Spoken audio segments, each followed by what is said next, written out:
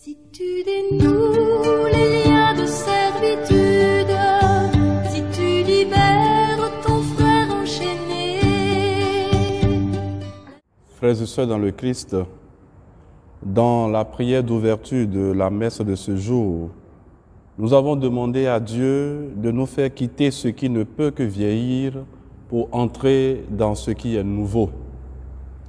Ces paroles nous situent sur l'essentiel de la grâce pascale, tandis que pour le peuple d'Israël, la Pâque a consisté dans son passage de la servitude à la liberté. La Pâque nouvelle, elle, fut pour le Christ le passage du monde vers le Père, réalisé dans son passage de la mort à la vie. Pour le chrétien, la Pâque est le passage d'un monde pécheur au peuple des rachetés effectué dans le baptême et le passage au quotidien de la vie selon les penchants mauvais à la vie selon le Christ.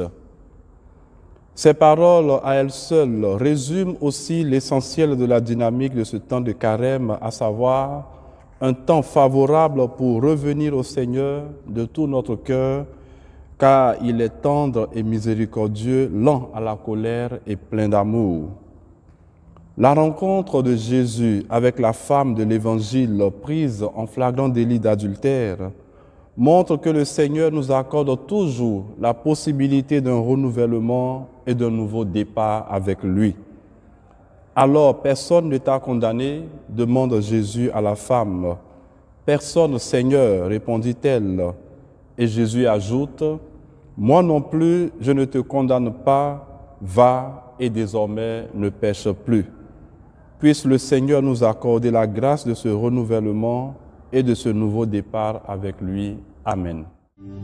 La nuit de ta passion sera lumière de midi.